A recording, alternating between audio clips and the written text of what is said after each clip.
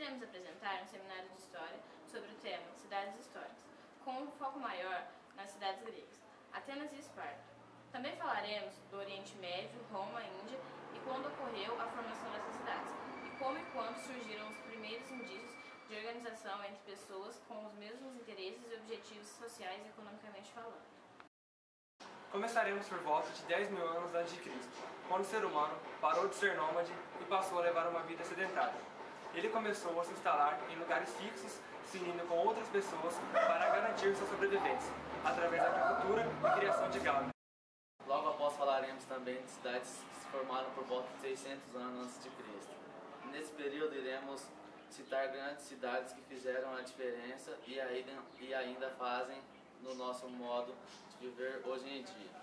Como por exemplo a grande cidade grega Atenas, que é considerada a maior cidade grega e que ficou conhecida por desenvolver a democracia, sistema que permite maior participação dos cidadãos.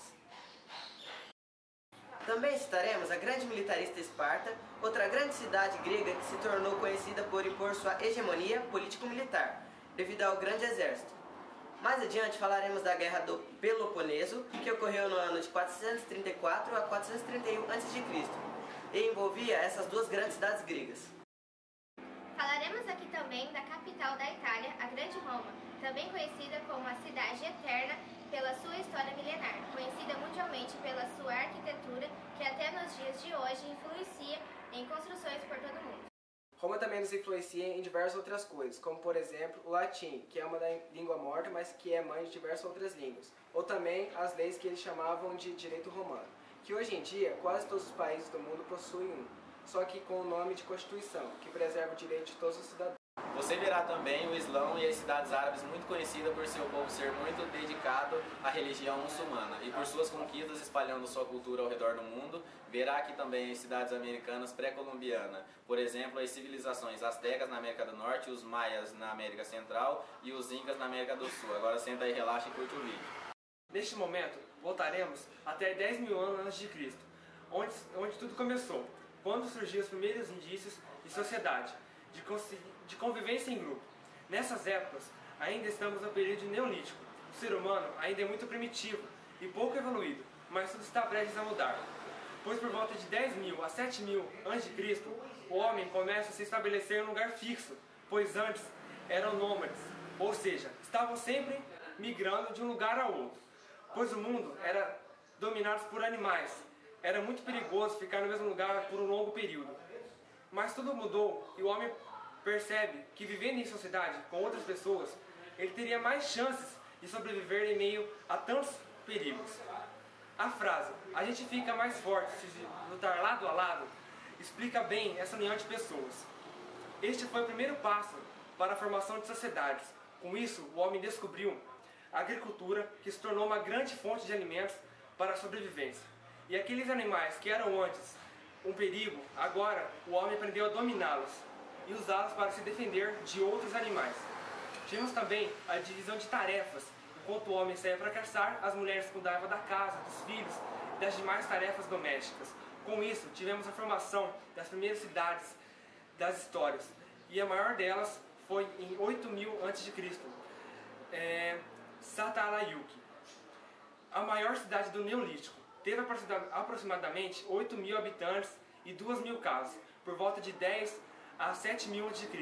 Surgiram os primeiros núcleos urbanos na região do Vale do Rio Índio, na atual Índia, e também na região do Crescente Fértil, o atual Oriente Médio. Devido ao processo conhecido como Revolução Agrícola, as cidades foram construídas à beira dos rios, com a finalidade de centralizar a administração da economia ligada às terras aos produtos agrícolas. Com isso, vemos a formação das primeiras cidades da história. Agora, vamos avançar um pouco, até 500 a.C., na Grécia Antiga. Agora que vimos como se formou as primeiras cidades da história, vamos ir até o ano de 500 anos antes de Cristo na Grécia.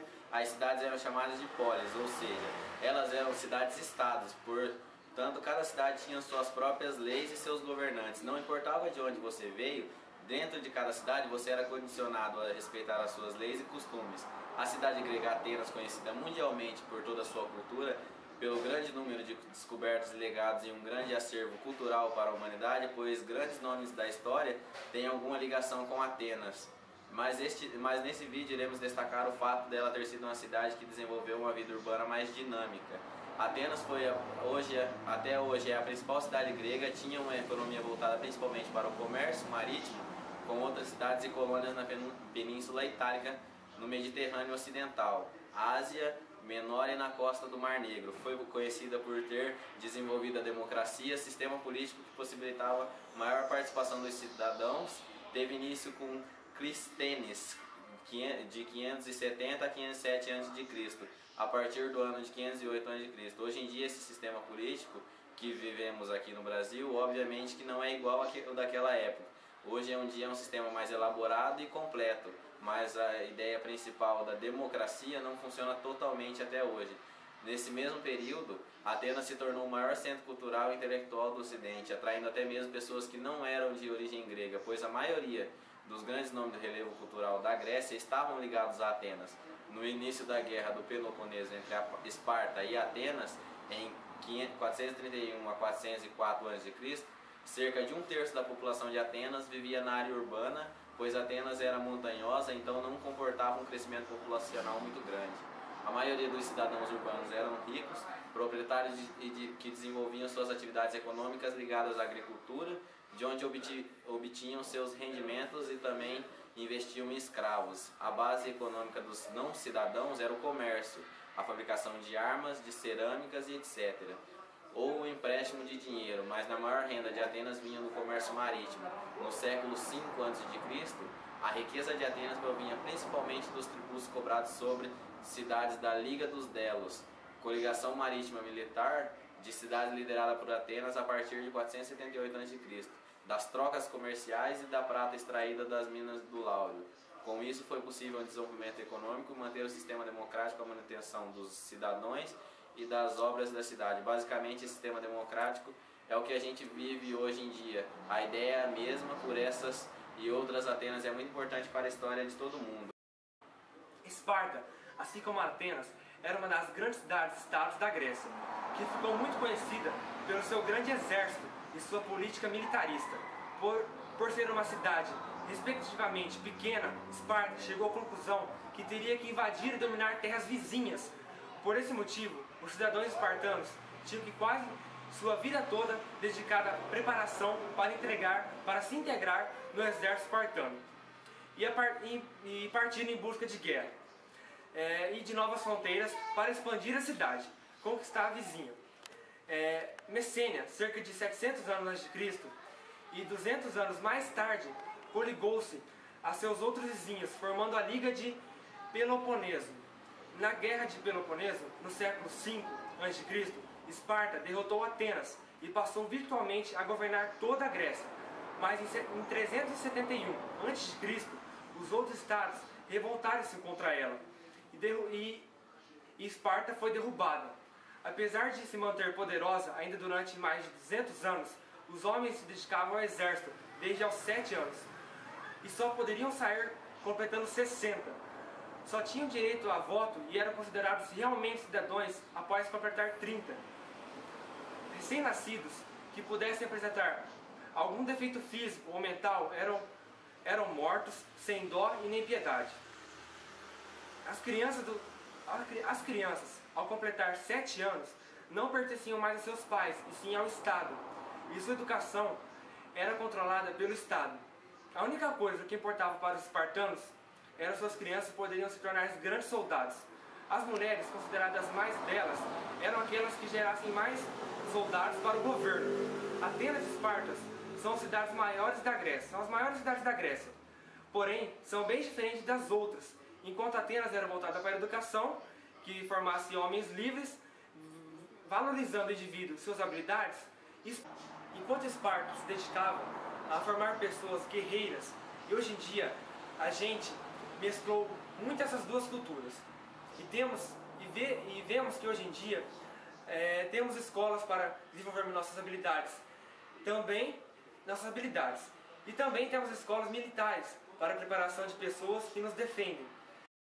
Localizada na Península Itálica, Roma representava para os romanos o centro da sociedade, o centro da vida civil. Entretanto, a cidade de Roma cresceu sem planejamento.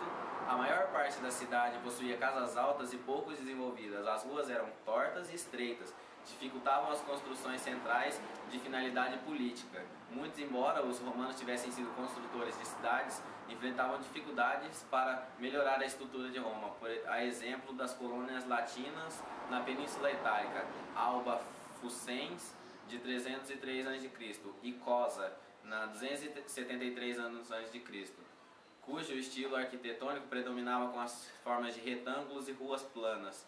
Roma ficou muito conhecida por sua arquitetura, que hoje em dia influencia diversas construções e podem ser evidenciados alguns aspectos urbanos na arquitetura da cidade de Roma.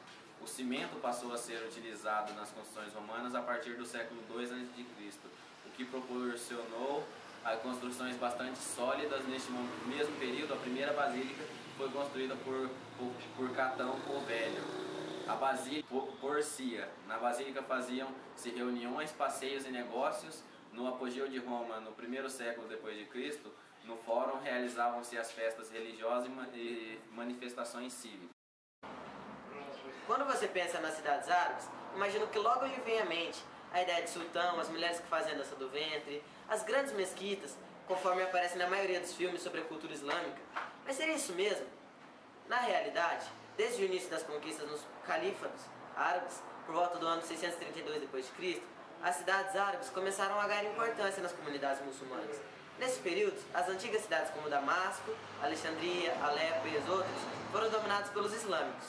Com a expansão árabe, as cidades tornavam-se sedes de dinastias, como foi o caso de Bagdá, no ano de 762, e do Cairo, criado pelas Fátimidas, dinastia xiita, que governou o Egito de 969 a 1171, no nosso ano equivalente ao ano de 969. Nessa época, a atual capital do Egito, Cairo, era a cidade dos califas e o grande centro comercial e intelectual do Oriente Médio. Lá foram construídas importantes faculdades da época, que hoje em dia atrai milhares de turistas todo ano. Outra importante cidade para os povos islâmicos tem sido Meca, na Arábia Saudita. Nessa cidade nasceu o profeta Maomé, fundador da religião muçulmana ou islamismo. No ano de 630, essa cidade foi conquistada por Maomé, que impôs sua religião aos árabes. Desde então, Meca tornou-se a cidade santa, o lugar para onde destina-se caravanas de fiéis, pois lá encontra-se Kaaba, santuário da religião muçulmana. Além de sua importância religiosa, a cidade desenvolveu-se como centro comercial. Ainda hoje, Meca atrai seguidores de várias partes do mundo. Civilizações pré-colombianas. Entre elas, eu falarei da civilização asteca, localizada na América do Norte. Entre as cidades astecas, destacou-se a Tenochtitlán, a qual começou a ser construída em 1325. Fundada na ilha de Lago de Texcoco, no Vale do México, hoje, norte da América, a cidade do México, famosa pelos templos em forma de pirâmides, do Sol e a Lua, a principal cidade dos astecas foi ampliada em 1476. Com a anexação da cidade Com a anexação da cidade Tlatelolco, professora de história, você sabe o nome dessa cidade. Com a sua extensão pelas terras pantanosas, a cidade possuía canais. Em 1449, o imperador Montezuma I construiu diques contra inundações, ruas e praças, com mais ou menos 500 mil habitantes a 1000 domicílios. Tlatelolco tornou-se o principal centro comercial. Na praça, cercada por árvores, funcionava o mercado, que circulava cerca de 20 a 25 mil pessoas, onde trocavam-se mercadorias como tecidos, peles, madeira, tabaco, joias, etc. Havia também lojas de boticários, cabeleireiros e outros. A política cuidava da segurança do Tinhaquistli, mercado. Juntamente com o tribunal de 3 magistrados, procurava resolver o problema da ordem. O rei Nezahualcóyotl mandou construir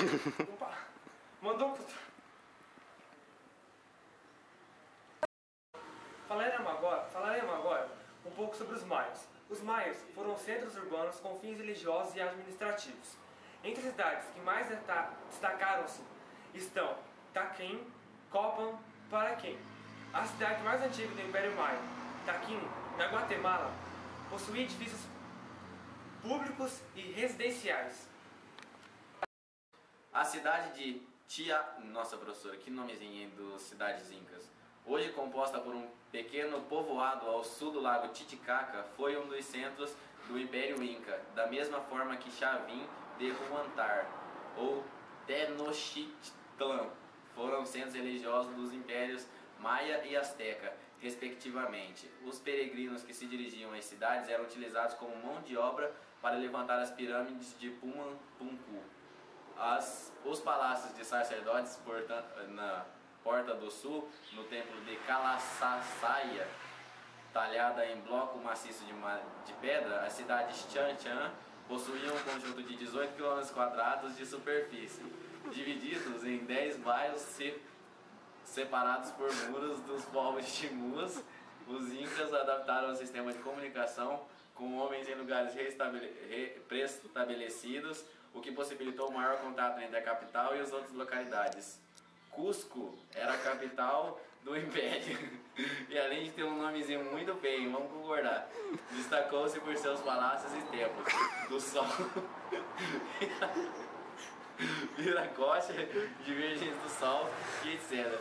Entre as construções existiam casas feitas com pedras, eram blocos polidos poligonais, e o carinha que tá mexendo no notebook é muito bom. E tá zoando tudo aqui, professor. Eu vou matar nele. E fala pra esse infeliz voltar a página que eu não terminei de ler. E agora eu já me perdi tudo, eu vou editar essa porra também. Existiam casas feitas com pedras, eram blocos poligonais ajustados, sem cimentos e tetos de palha. Haviam outras casas todas de madeira, entre ruas longas e estreitas. Os incas também tiveram outras cidades como Machu Picchu, Tumitim. Que cidade linda, um nome feio! Tumipampa, Cajamarca, Huari e etc. E agora o vídeo acabou, espero que a professora curta e que a nota nossa seja boa, que eu tô precisando. E aí, seus vagabundos? E aí, galera? Bom, professor, infelizmente o vídeo não ficou tão bom por causa da iluminação. A gente gravou, faltou gente agora, faltou o Aidan. Aquele baitola do Aidan e o Guilherme Correia, que só soube zoar o dia inteiro. Tô com vontade de bater neles ainda. A Amanda Arthur, aquele tição preta, aquela Amanda Castro lá, fez até tudo direitinho, mas não foi como a gente esperava. Infelizmente, como virou o dia, eles tiveram que ir embora nesse finalzinho, eles não participaram do vídeo. Mas no final das contas foi legal, foi bem interessante aprender um pouco mais sobre a história. E tá conhecendo um pouco mais sobre as cidades e ver o que a galera do outro grupo também fez aí. O trabalho foi feito por edição minha, Casa do Macari, texto, roteiro também meu. Marlinho vai editar. Marlinho ajudou pra caralho também, mas meu irmão atrás da câmera, foi bem também. Vinícius, é nóis, moleque. Beijo, mãe. Ajudou na casa também. É, comida da hora, cozinha bem pra caramba. Bolinho no aniversário do Macari também foi show e é isso aí mesmo. Tchau, galera. Quarta-feira, falou. Beijo, professora.